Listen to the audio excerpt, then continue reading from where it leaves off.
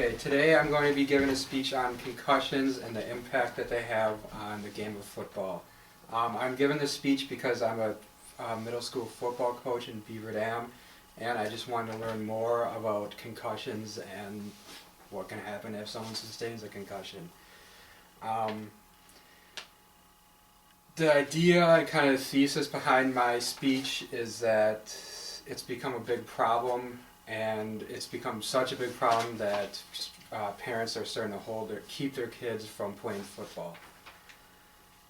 According to Eric Vance's 2013 article, a recent study of 2,252 former pro football players showed that 1 out of 5 had suffered from at least 3 concussions in their playing days, and they are now clinically depressed.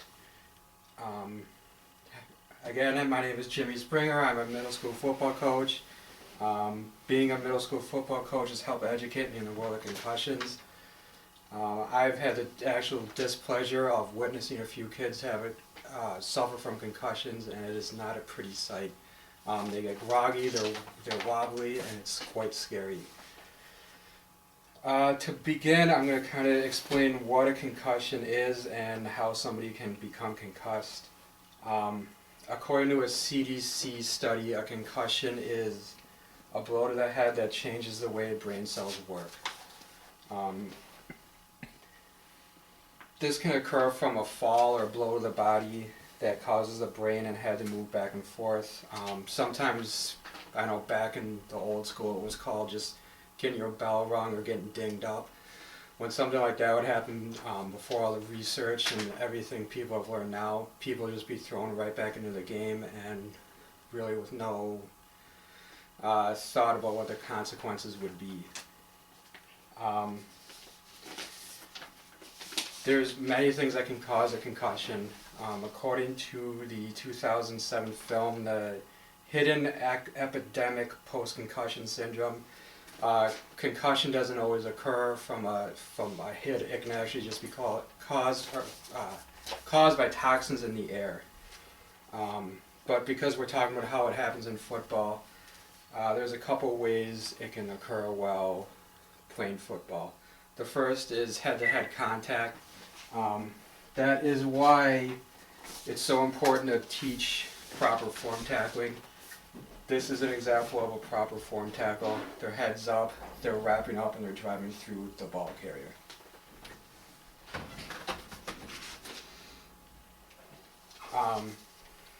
If it is believed that somebody's suffering from a concussion, there's many symptoms that you need to watch for.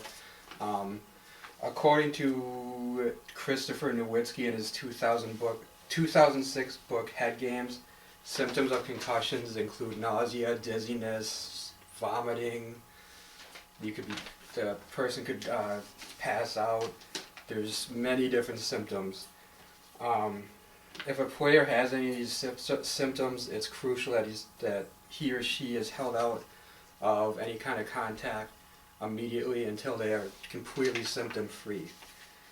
If they are not, and they're rushed back and they take another hit, it can lead to what's called second impact syndrome.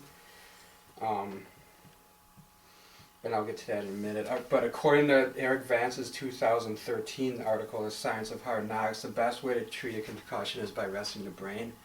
This means no schoolwork, no exercise, no anything until they are completely symptom-free and have passed tests. Once they start feeling better, one of the tests that they go through is you just jog for 15 or 20 minutes.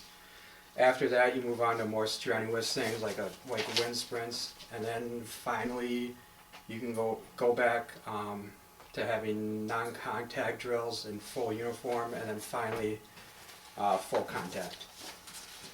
And again, if you're rushed back too fast, you can sustain another hit. You can suffer second impact syndrome, which according to Terry Ziegler's 2010 article, Second Impact Syndrome, second impact syndrome occurs when an athlete is rushed back before they are fully recovered.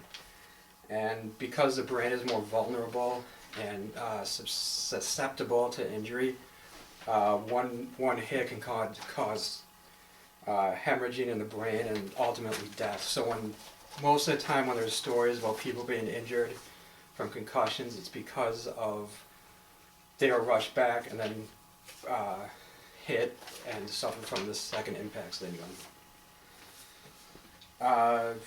There are some real life stories about second impacts and people who have suffered from second impact syndrome.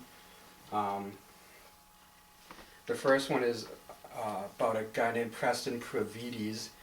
According to Chuck Finder of the Pittsburgh Press-Gazette, he was a star football player in Pittsburgh and went on to play college football at LaSalle University in Pennsylvania.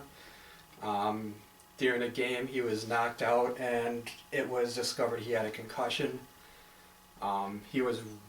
He sat out for a couple weeks, but then was rushed back into the game, rushed back to action a couple weeks later, and sustained another concussion during a game. The game was actually stopped with like 2 minutes left because of how severe it was. And today he cannot walk, talk, just do any normal things without assistance.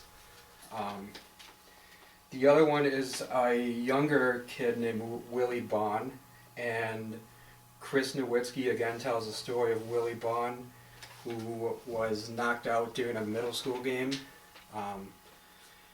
He came off the field and he was a little wobbly, but the coaches put him back in. It was when he got on the field, he was still kind of wobbly and walking around funny, so they pulled him off, and a couple weeks later, he went to the doctor and was diagnosed with a concussion and sat out for 3 weeks. After actually 5 weeks, he came back, and they were just doing some light contact drills and suffered another concussion.